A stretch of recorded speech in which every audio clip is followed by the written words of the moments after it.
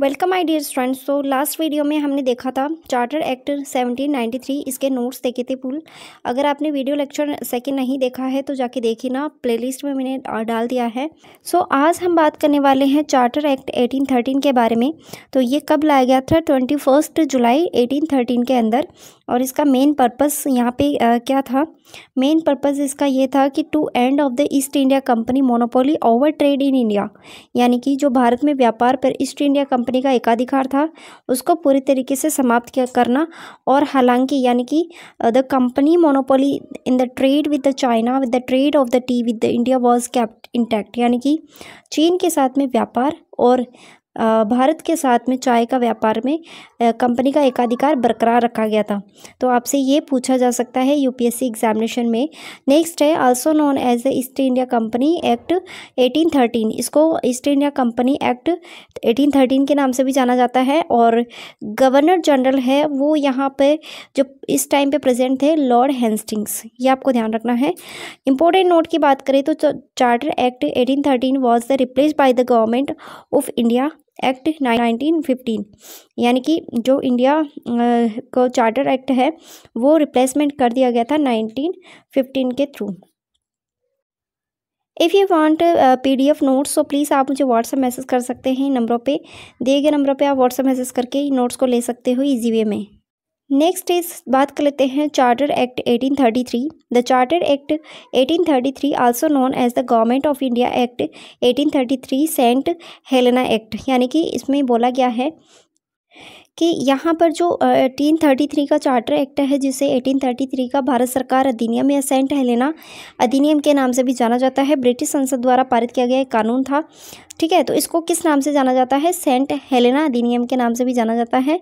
The act increase the power of the governor general of India giving him complete civil and military authority, यानी कि इसमें पूरी तरीके से जो इस अधिनियम के अंडर में भारत के गवर्नर जनरल की शक्ति में वृद्धि की गई, इंक्रीज़ किया गया और पूर्ण नागरिक और सैन्य अधिकार प्राप्त किए गए, यानी कि सिविल और मिलिट्री पावर है वो मिल गई थी। किसको मिल गई थी? यहाँ पे जितने भी गवर्नर जनरल थे उनकी पावर को इन्हेंस कर दिया गया था, इंक्रीज़ कर दिया गया था। अब बात करते हैं यहाँ पे लॉ कमीशन के बारे में। The act establishment a law commission और the codify and the consolidated Indian laws, यानी कि इस अधिनियम ने भारत के कानूनों को संहिताबद्ध करके समेकित करने के लिए एक विधिक आयोग की स्थापना की गई थी। देखो नोट्स बहुत ज़्यादा यूज़फुल है और बहुत क्लियरली विजिबल आपको हो रहे हैं। और अगर आप इसको आप लेना चाहते हो तो जैसे कि मैंने आपको बताया व्हाट्सएप मैसेज कर सकते हैं, क्योंकि कोई भी बच्चा लास्ट टाइम पे एग्जामिनेशन के टाइम पे लक्ष्मीकांत की बुक वो पूरी नहीं पढ़ पाते हैं। इस वजह से मैंने आपके लिए शॉर्ट नोट्स बना के लेके आई हूँ ताकि यहाँ से आप अपनी एग्जामिनेशन की प्रिपरेशन कर सकते हो। तो फुल लक्ष्मीकांत की जो बुक है वो नोट्स में मिल जाएगी आपको। The abolition of the slavery, यानी कि एक्ट है वो एबोलिशन किया गया था यहाँ पे India the of all British empower positions, यानी कि जो दासता का उन्मूलन है इस अधिनियम भारत ब्रिटिश सरकार के सभी क्षेत्रों की दासता को समाप्त कर दिया गया था। वेरी वेरी इंपॉर्टेंट पॉइंट है ये। Next, open the competition for the civil servant. अब यहाँ पर वेरी वेरी इंपॉर्टेंट, ये 100% पूछा गया है। ये एक बार पूछा भी जा चुका है कि जो सिविल सर्वेंट जो कंपटीशन है वो किस एक्ट के तहत लाया गया था सिस्टम। तो यहाँ पर आपको ध्यान रखना है 1833 के अंदर इसको लाया गया था। इट मीन्स दैट कि जितने भी सिविल सेवकों के लिए खुली प्रतियोगिता और सिविल सेवकों का चयन करने के लिए एक तरीके से एग्जामिनेशन की प्रणाली रखी गई थी। नेक्स्ट यहाँ पे बात कर लेते हैं the Charter act 1853। Very very important, the Charter act 1853 was the law pass by the British parliament, यानी कि ये जो लॉ है, ये जो कानून है वो पास किया गया था ब्रिटिश संसद द्वारा पास किया गया था इसको।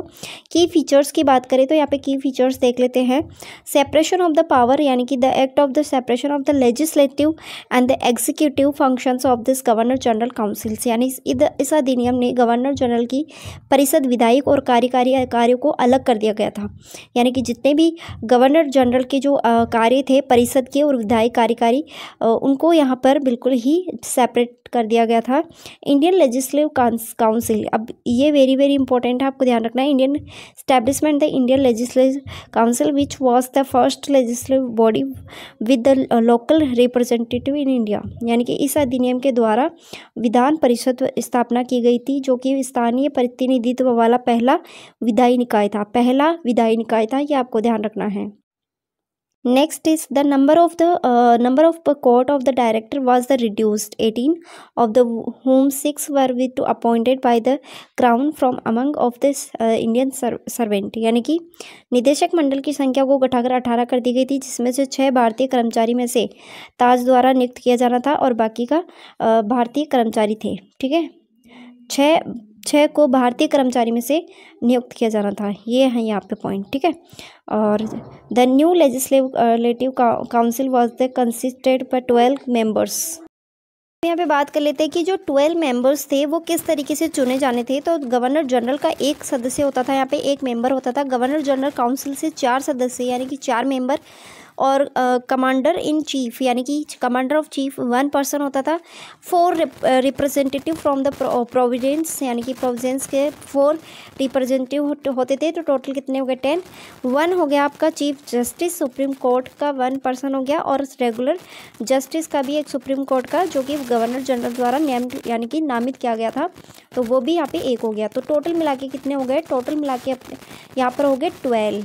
ठीक है, तो आपको ध्यान रखना है।